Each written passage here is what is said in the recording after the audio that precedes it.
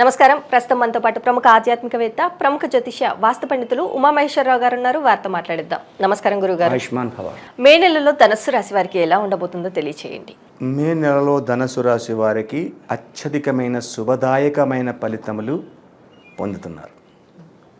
ఎంతటి శుభదాయకమైన ఫలితములు అంటే వీళ్ళు ఆడిన ఆట పాడిన పాట అన్నీ నెరవేరుతాయి. ఎందుకంటే గురుడు ఈ ధనస్సు రాశి వారి కోదండ మీనర్యోరు మంత్రి. ధనస్సు రాశికి మీనరాశికి ఆధిపత్యాన్ని వహించిన వాడు గురుడు. గురుడు ఉన్న స్థానం మిత్రక్షేత్రమైన మేషరాశిలో ఉన్నాడు.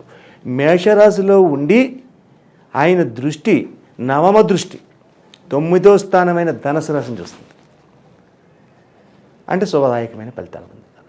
వానక్షేత్రమైన మీనరాశిలోని 4 గ్రహములు ఉండినను కూడా ఈ యొక్క రాశి వారికి శుభదాయకమైన ఫలితములే పొందుతున్నారు. అంటే పాపగ్రహము దృష్టి ఈ రాశి మీద లేదు. ఈ ధనుసు రాశిలో ఉన్నవాళ్ళు గతంలో చెప్పుకున్నాం శుభదాయకమైన ఫలితములే ఉన్నాయి. ఈ నెల కూడా అత్యధికమైన శుభదాయకమైన ఫలితములు పొందుతున్నారు. ఏమిటంటే వ్యాపార రంగం చేసే వాళ్ళకి 3 పువ్వులు 6 కాయలుగా ఉంటుంది. వ్యాపారంలో లాభదాయక సంతృప్తికరమైన విధానాన్ని పొందుతారు. అలాగే ఈ ధనుసు రాశి వారు విందు వినోదాల్లో ఎక్కువగా పాల్గొంటారు. అంటే శుభకార్యాలకు వెళ్తున్నారు అని అర్థం వస్తుంది. ఇక్కడ విందు వినోదాల్లో పాల్గొనడం అనేది జరుగుతుంది. అంటే గృహ ప్రవేశములు కాకుండా ఇంకా ఏముంటాయి అంటే పెళ్ళిళ్ళు లేవు, కానీ ఉన్న విషయాల్లో కూడా మంచి పార్టీలు ఏదో చేసుకుంటారు. అటువంటి విధంగా శుభదాయకమైన ఫలితమున ఆనందదాయకమైన జీవితాన్ని అనుభవిస్తున్నారు. అలాగే వస్త్ర వ్యాపారులు, అలాగే పప్పు అపరాలు, ఈ అపరాలు మాట కొంచెం పలకడం కష్టమే నాకు. అపరాలు, పప్పులు, ఉప్పులు, ధాన్యాలు ఉంటాయి కదా, దినుసులు, ఇటువంటి చేసే వారికి కూడా అత్యధికమైన శుభదాయకమైన ఫలితములు ఈ రాశి వారికి ఎక్కువగా పొందుతున్నారు. అంటే అన్ని రంగాల వారు పొందుతున్నారు. అయితే వీళ్ళ గురించి ముఖ్యంగా ఎందుకు చెప్పుకుంటున్నాం, వీళ్ళ ప్రస్థానం ఎందుకు వచ్చింది, వీళ్ళకి అత్యధికమైన లాభాలు ఉన్నాయి. రూపాయికి రూపాయి లాభం వస్తుంది అంటే ఒక రకమైన లాభం అయింది. రూపాయికి 10 రూపాయలు అంటే విచిత్రమైన విధానం. ఆ టైపులో ఈ యొక్క వ్యాపారాలకి వస్తూ ఉంది. అటువంటి విధంగా ఉన్నారు. విద్యార్థులు, చదువుకునే పిల్లలేటి, కాలేజీ స్టూడెంట్స్ ఏంటి, ఎవరైనా సరే అధికమైన సంపూర్ణమైన విధంగా మార్కులు తెచ్చుకోవడము, అధికమైనటువంటి ప్రశంసలు పొందడము అనేది జరుగుతుంది. అలాగే ఈ రంగంలోని ముఖ్యంగా చెప్పుకోవాలని వ్యక్తులు కొంతమంది ఉన్నారండి. పోలీసు రంగం చెప్పాలి.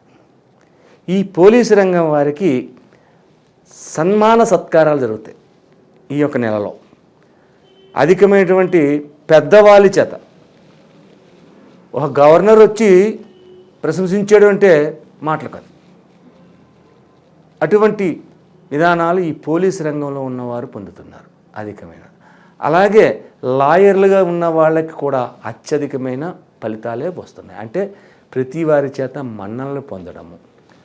ఈ యొక్క నెలలో గృహములు కొనువారు ఎవరైనా ఉంటే ఆ ప్రయత్నం చేస్తే ఈ రాశివారు 10 లక్షల రూపాయలు ఉన్నదా గృహాన్ని కూడా 6-7 లక్షలకే వెళ్ళి పొందగలుగుతారు. అంతటి శుభదాయకమైన ఫలితములు వీళ్ళు పొందుతున్నారు అనేది. అంటే ఏమంటే అన్నీ శుభాలే ఉన్నాయి, కష్టాలు ఏమీ లేవండి, మేము కళ్ళు మూసుకుని పరిగెట్టించండి అనే భావం వస్తుంది. కళ్ళు మూసుకుని ఎలా పరిగెడతారు? అది తప్పు. కష్టాలు నష్టాలకు ఈ రాశి వారికి కొన్ని ఉన్నాయి. ఏంటి అయ్యాయి అంటే వాహన విధానం, అంటే భార్యాభర్తల విధానం. మీనరాశిలో 4 గ్రహములు ఉన్నాయి. ఇంత శుభదాయకమైన ఫలితాలు ఉన్నా కూడా భార్యాభర్తల మధ్యన కలహములు ఏర్పడతాయి. ఆ కలహముల వలన ఇంట్లో భార్య ఏదో సాతాలింపు కింద ఏదో పెట్టిందనుకో, ఈ పరిస్థితి బయటికి వెళ్తే ఎంత ఉంటే ఉపయోగం ఏంటి, తినలేడు. అలాగే భోజనం చేసే సమయంలోని వీళ్ళు సరిగ్గా భోజనాన్ని కూర్చుని భోజనం చేస్తున్నారన్న సమయంలోని ఎవడో దూరం నుంచి చుట్టం వచ్చాడు. ఈ భోజనానికి ఆటంకం వస్తుంది. అటువంటి భావాలు కలుగుతుంటాయి. ఇటువంటి చిన్న చిన్న విధానాల్లో నష్టదాయకములు కలుగుతున్నాయి. కానీ అత్యధికమైన శుభ ఫలితములు పొందే విధంగానే ఈ యొక్క జాతకులు ఉన్నారు. ఇది అక్షర సత్యం. అయితే ఈ రాశి వారికి ఈ యొక్క భార్యాభర్తల మధ్యన వస్తున్నది కొన్ని అసంపూర్తయిన పరిస్థితులు కలుగుతున్నది తొలగి శుభదాయకమైన ఫలితములలోనే ఇంకా ఎదురుకు వెళ్ళాలి. 10 రూపాయలు పెట్టుబడి పెట్టాం, 100 రూపాయలు సంపాదిస్తున్నా బాగానే ఉంది, ఇంకా 100 అయితే 200 ఇంకా మంచిదా అనే ఆలోచన ఉంటుంది. ఆ ఆలోచనలో ఉన్నప్పుడు ఈ యొక్క రాశి వారు చేయవలసిన పరిహారం ఏమిటి? ఈ రాశి వారు శివతత్వాన్ని తీసుకోవాలి. గురుడు అంటే దేవతలందరికీ గురుగ్రహం.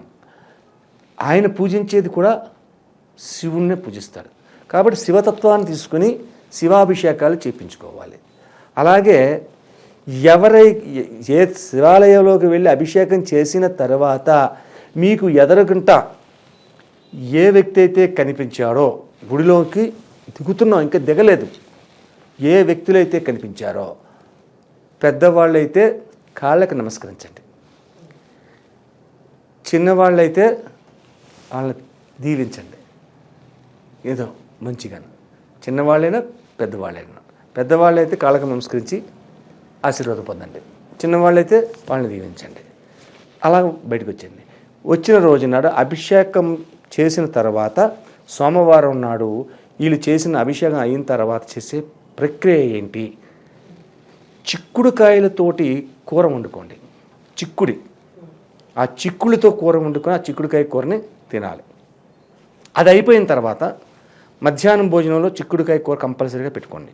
అది అయిపోయిన తర్వాత సాయం సంధ్యా సమయంలోని మళ్ళా శివాలయానికి వెళ్ళండి. ఆ శివాలయంలో దర్శనం చేసుకుని అక్కడ కూర్చోనండి. ఓ పావు గంట అరగంట కూర్చుని అప్పుడు ఇంటికి వచ్చేయండి. ఇంటికి వచ్చిన తర్వాత ఏమి కాఫీ టిఫిన్ కానీ పళ్ళు పాలు కానీ తీసుకొని భోజనం చేయకండి. కింద నిద్రపోండి పక్క వేసుకుని. ఆ యొక్క విధానం ఎప్పుడైతే చేస్తారో ఈ ధనస్సు రాశి వారికి అత్యధికమైన శుభ ఫలితములు పొందడం అనేది తథ్యం. ధనుసు రాశి వారికి మే నెలలో ఎలా ఉండబోతుంది, అలాగే వీరు చేసుకోవాల్సిన పరిహారాలు ఏంటి అనేసి చాలా చక్కగా వివరించారు గురువు గారు. ధన్యవాదములు. ఆయుష్మాన్ భవ.